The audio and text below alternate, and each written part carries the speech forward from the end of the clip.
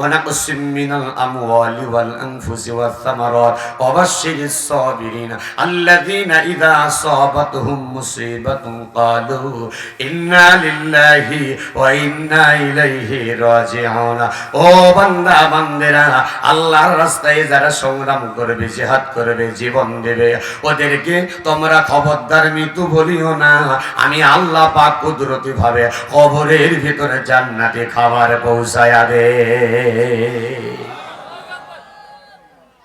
যুবক বন্ধু তোমার মতোই যুবক ছিল ওইদিকে একটুখানি কথাটা শেষ করে আসি আল্লাহ নবীকে ডাক দেয়া বললেন আব্দুল উজ্জা নবীকে ডাক দেয়া বললেন নবী গো আমার চাচাকে এমনটা যখন বললাম চাচা ডাক দেয়া বললেন ভাতিজা তুমি যেই কথাটা বললে কালিমা পড়ে মুসলমান হবে এই কথাটার ভয়াবহ কত কি খারাপ হতে পারে তুমি জানো আমি ডাক দেয়া বললাম নবী গো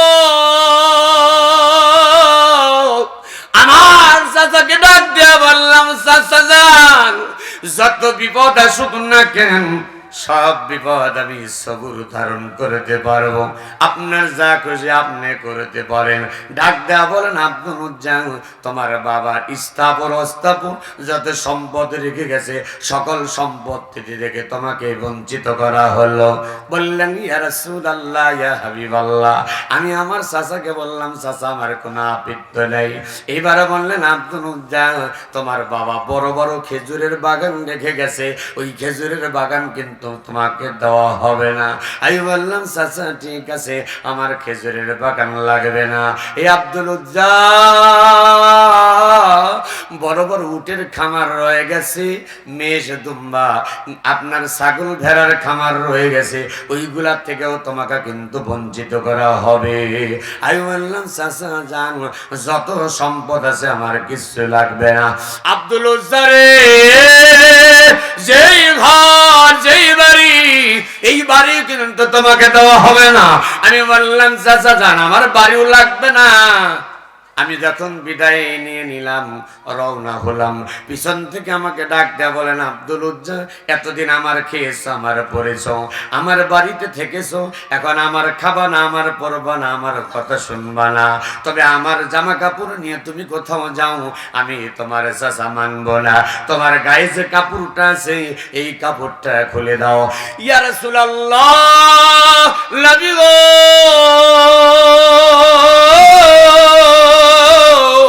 গায়ের জামাটা খুলে দিলাম আমি সামনে আগাই পিছন থেকে আমাকে টেনে ধরছে ডাক দেয়া বলেন আব্দুল উজ্জা গায়ের শুধু জামা দিলে হবে না তোমার যেই পরনে কাপড়টা আছে ইজ্জত ঢেকে আসো যেই কাপড়টা ইজ্জত ঢাকার কাপড়টা আমার ঢাকাই কেনা অতএব ওই কাপড়টাও তোমাকে খুলে দিয়ে যেতে হবে ইয়া রাসূলুল্লাহ আমি একজন যুবক মানুষ হতভম্ব হয়ে গেলাম আমি ইসলাম কবুল করব বলে আমার ইজ্জত ঢাকার কাপড়টাও দিতে হবে আমি বুঝতে পারি নাই আমি এই কাপড়টা খুলে দিলাম দুটি হাত আমার সামনের ইজ্জতের উপরে দিলাম একটা দৌড় মারছি মা জননীর গেটের সামনে মা মা বলে রাখতেছি মা জননী দরজা খুলে দেখে আমি উলঙ্গ মা জননী দুটি হাত দিয়ে চোখ বন্ধ করেছে ডাক দে বলে বাবা আব্দুল উজ্জা তোমার এই অবস্থা কেন আমি বললাম মা রে আমার এই অবস্থা কেন হয়েছে সব তোমারে বলবো কিন্তু তোমার সন্তান যুবক সন্তানের ইজ্জত ঢাকার মতো তোমার ঘরে কি কোনো কাপড় হবে মা তুমি কি একটু আমার কাপড় দিয়ে সহযোগিতা করতে পারো নবী গো আমার মা ঘরের ভিতরে গিয়েছে কাপড় খোঁজে কাপড় নাই এই যে ছোট্ট এক টুকরা কাপড় দরজের উপর দিয়ে আমার হাতের উপরে ছুঁড়ে মারলেন, আব্দুল উজ্জা তোমার ইজ্জতটা ঢাকো ইয়া রাসূলুল্লাহ ইয়া হাবিবাল্লাহ। এই কাপড় না নিয়ে আমি এমন ভাবে পেঁচ দিয়েছি, আমার পাটা বেশি ফাঁক করতে পারি না, এমন ভাবে চিপে চিপে আমি করেছি। ডান দিকে ফাঁক হইলে এই দিকে, ডান দিকে টান দিলে বাম দিকে ফাঁক হয়ে যায়, বাম দিকে টান দিলে পরে ডান দিকে ফাঁক হয়ে যায়। ইয়া রাসূলুল্লাহ ওই মুহূর্তে কাপড়টা পরিধান করে আমার মাকে ডাক দেওয়া, বললাম মা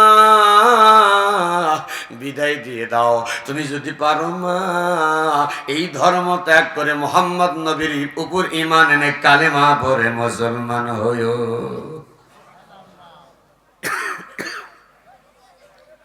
ইয়া রাসূলুল্লাহ এই যে আমি এসেছি, আমার এই করুণ কাহিনী আল্লাহর নবী রহমাতুল লিল আলামিন যখন শুনতেছিলেন বিশ্ব নবীর কথা, আল্লাহর নবী দাঁড়িয়ে দাঁড়িয়ে যখন আব্দুল উজ্জার কথা শুনতেছিলেন, বিশ্ব নবীর কান্না দেখে সাহাবায়ে কেরামেরা কান্না করতেছিল। ওই মুহূর্তে নবী আমার যুবক আব্দুল উজ্জার হাত ধরলেন, হাত ধরে ডাক দেয়া বললেন, আব্দুল উজ্জা রে তুমি কি করতে চাও? আব্দুল উজ্জা ডাক দেয়া বললেন, ইয়া রাসূলুল্লাহ ইয়া হাবিবাল্লাহ, যেই নবীর হাতে হাত রেখে কালিমা পড়ে মুসলমান হব বলে আব্বার বাড়ি ছাড়লাম, ঘর ছাড়লাম, ব্যবসা বাণিজ্য, টাকা পয়সা, অর্থ সম্পদ, এমনকি ইজ্জত ঢাকার কাপড়টাও আনতে পারি নাই। নবী গো আপনার হাতে হাত রেখে কালেমা পড়ে মুসলমান হব। আল্লাহর নবী ডাক দিয়ে বলেন, আব্দুল উজ্জা রে আর দেরি নয়, পড়ে নাও লা ইলাহা ইল্লাল্লাহু মুহাম্মাদুর রাসূলুল্লাহ। সকলেই বলি সাল্লাল্লাহু আলাইহি ওয়াসাল্লাম। আব্দুল উজ্জা আল্লাহর নবী ডাক দেয়া বললেন, এতদিন তোমার নাম ছিল আব্দুল উজ্জা, আজ থেকে তোমার নাম আমি দিয়ে দিলাম আব্দুল্লাহ। জোরে বলেন মারহাবা, একটু জোরে কোন মারহাবা।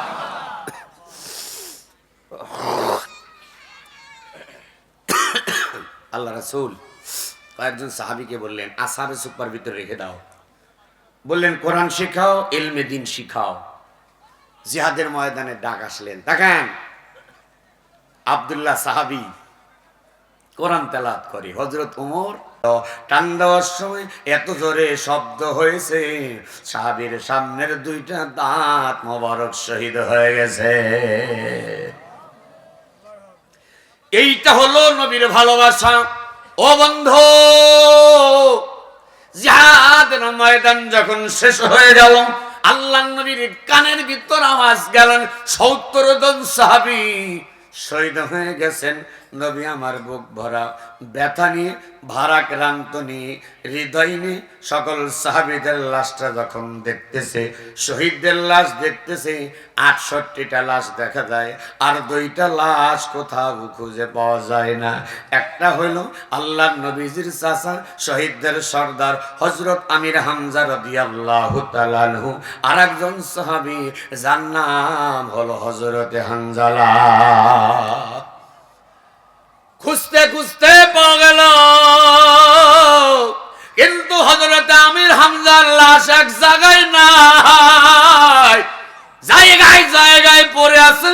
এক জায়গায় হাত ২ টুকরা, আর এক জায়গায় ১ টুকরা, মাথা আছে এক জায়গায়, কলিজা বের করছে। এই জায়গা থেকে হিন্দা নামে একজন মহিলা বিশ্ব নবীজির চাচা হযরতে আমির হামজার বুকটা ছিঁড়ে কলিজা বের করে চিবিয়ে চিবিয়ে খেয়েছি। বিচ্ছিন্ন ভাবে লাশটা বিভিন্ন অঙ্গ প্রত্যঙ্গ পড়ে আছে। এক জায়গায় যখন করা হলো, সবার লাশ যখন আল্লাহর নবী দেখতে চাই, ৬৮টা লাশ যখন দেখা হয়েছে, আর ২টা লাশ যখন বাকি আছে, হযরত আমির হামজার লাশটা দেখবে। আল্লাহর নবী বারবার বলতেছে, আবু বকর আমার চাচা আমির হামজার লাশটা দেখতে চাই। হযরত আবু বকর ডাক দিয়ে বলেন, নবী গো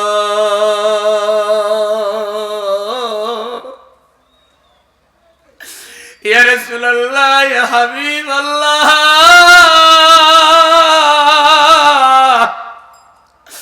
আপনার চাচা আমির হামজাকে তো আপনি জীবনে বহুবার দেখেছেন আপনার চাচা আমির হামজা তো শহীদ হয়ে গেছে আপনি মুখটা দেখলে পারে আপনি চেহারাটা দেখলে পারে সহ্য করতে পারবেন না ইয়া রাসূলুল্লাহ ইয়া হাবিবাল্লাহ দেখার দরকার নাই মুখটা না দেখে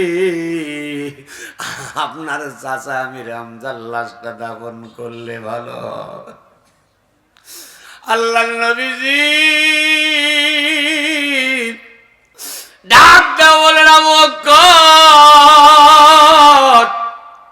আমার যতই কষ্ট হোক না কেন আমি একটা বার আমার চাচার মুখটা দেখতে চাই ও বন্ধুরা সামনাসামনি একজন মা এসে হাজির হয়ে গেল বোরকা পরিধান করে আল্লাহর নবীর সামনে হাজির হলেন ইয়া রাসূলুল্লাহ ইয়া হাবিবাল্লাহ আমার একটা কথা ছিল নবী আমার ডাক দেয়া বললেন মা কি তোমার নাম কি তোমার পরিচয় কোথা থেকে এসেছো কেন এসেছো এই মুহূর্তে মেয়েটি ডাক দেয়া বললেন ইয়া রাসূলুল্লাহ গতকালকে আমার স্বামী আমার সঙ্গে তার বিবাহ হয়েছিল ওই স্বামীর নাম হলো হযরতে হানজালা ফরজ গোসল করবার জন্য পানির ধারে যখন গিয়েছে এমত অবস্থায় কানের ভিতর আওয়াজ গেছে শুনতে পেয়েছে কুতিলা মুহাম্মদ আল্লাহর নবী শহীদ হয়ে গেছে উহুদের ময়দানে শহীদ হয়ে গেছে নবীর পাগল আশিক সাহাবী হানজালা আমি বললাম গোসলটা করে দাও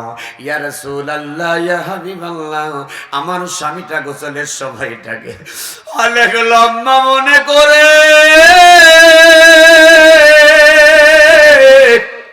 গোসল না করে নবী গো আমার কাছ থেকে তরবারি নিয়ে এসেছে ইয়া রাসূলুল্লাহ আমি আসতাম না আমি শুনলাম আমার স্বামী শহীদ হয়েছে আমার কোনো আফসোস নাই কিন্তু নবী গো আমার স্বামীর শরীরটা নাপাক অবস্থায় একে আপনি দাফন কাফন করবেন না আল্লাহর নবী সাহাবীদের ডাক দেয়া বললেন সাহাবীরা রে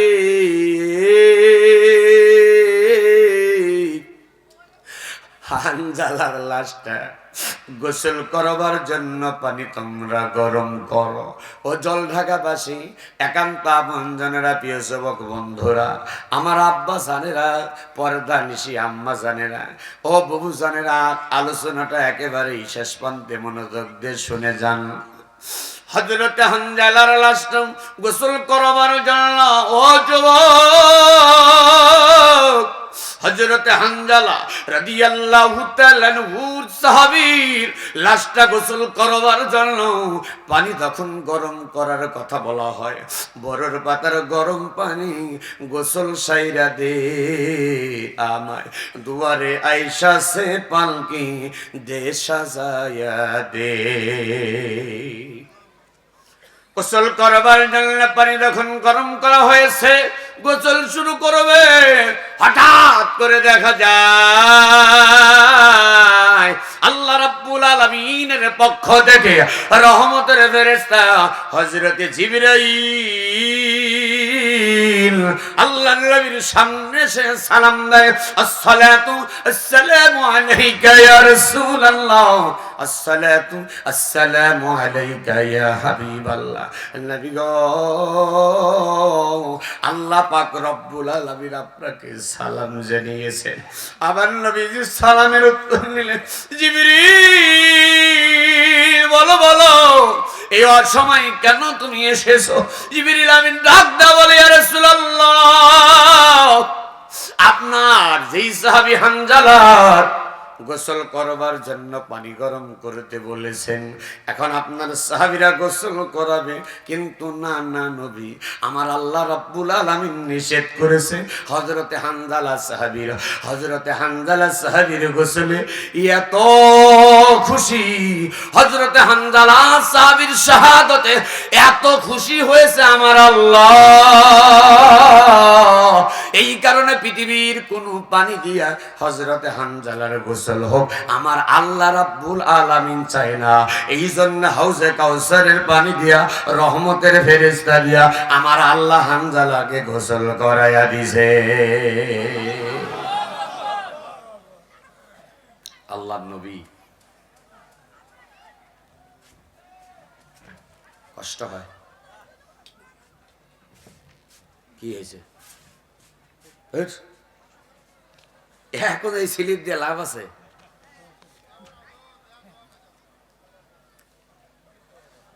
কার এত অধৈর্য হইল? এ দোয়া করার কথা কে বলল? হ্যাঁ, তুমি ভলেন্টিয়ার নিয়ে দোয়া করতে করছো আবার সারা রাত চলে। হ্যাঁ, দোয়া করে দেবো ভাই।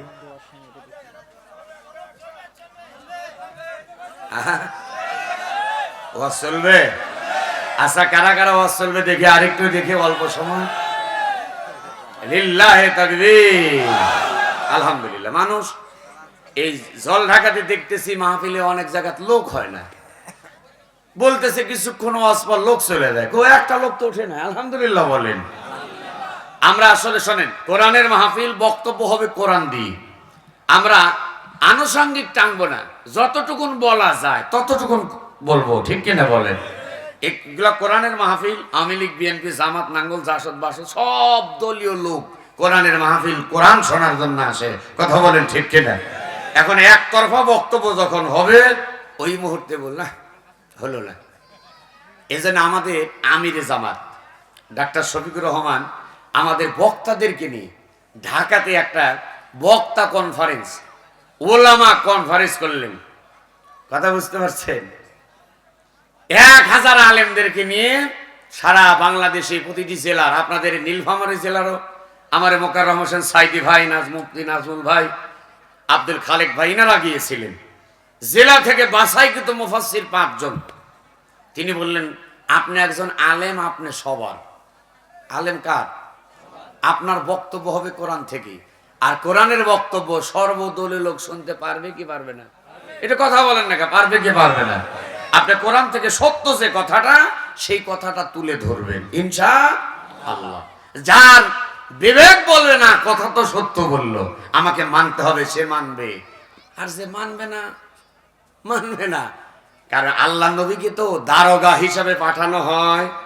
আটজরে বলে দারোগা হিসাবে পাঠানো হয়েছে। হে রাসূল, আপনি দাওয়াত দেন, আপনার উপর সেটা নাজিল করা হয়েছে, আপনি মানুষের দ্বারে দ্বারে পৌঁছায় দেন। যেরকম সুবহানাল্লাহ। সম্মানিত হাজিরিন, একান্ত আপনজনেরা, রাত্রি 12টা বেজে গেছে, আপনারা আগ্রহ দেখালেন, এই জন্য একটা লোক আর উঠবেন না, কয়েকটা মিনিটের ভেতর আলোচনা ইতি টানবো ইনশাআল্লাহ। তবে যুবকেরা যে মাহফিল দিয়েছে, ইচ্ছা করলে পারে গান বাজনা করতে পারতো কি পারতো না? গান বাজনা করলে পারে এর চাইতে মানুষ আরো বেশি হইত।